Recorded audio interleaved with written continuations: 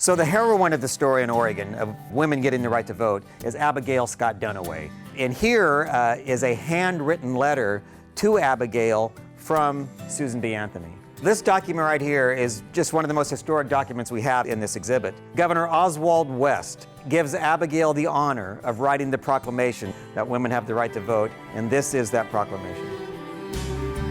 This photograph was taken last year at the swearing in of Bev Clarno. That swearing in made it the first time in Oregon history where 4 of the top 5 statewide elected officials were women. Nevertheless, they persisted. Women's voting rights and the 19th Amendment. That's the name of this exhibit that you can see right now at the Oregon Historical Society. And this is the executive director for nearly 10 years now, Carrie Timchuk. What would you say is the big takeaway people will get from this exhibit? This exhibit tells the story of how women fought for years and years and years and decades to get the right, that basic right, the right to vote. And what better year than an election year to tell people about the importance of voting and to encourage them to vote. Here we have another piece of history from the exhibit, the very dress that Governor Barbara Roberts wore for her inauguration back in 1991.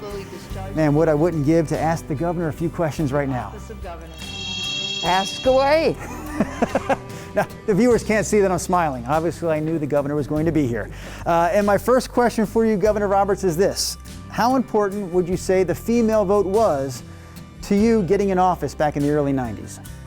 Well, it certainly was a factor. A lot of older women, a lot of what we call blue hairs, they were so excited because they were going to get to vote for a woman for governor. And then a lot of the young women were excited because it was a first. I know that the governor can speak as well as anyone to how important the Oregon Historical Society is. Well, for me personally, my heart is in this building. You know that here are important parts of history, but also painful parts of history. There is nothing in this building that is not, in a way, in my mind, sacred. We cover all of Oregon history, the good, the bad, and the ugly. You know, we're not trying to make people feel guilty about what happened here 150 years ago, 100 years ago. But people need to know what happened here and how that impacts history today, the ripples and repercussions. As the exhibit says, nevertheless, they persisted. And we will continue to persist and persevere to share Oregon's history with everybody.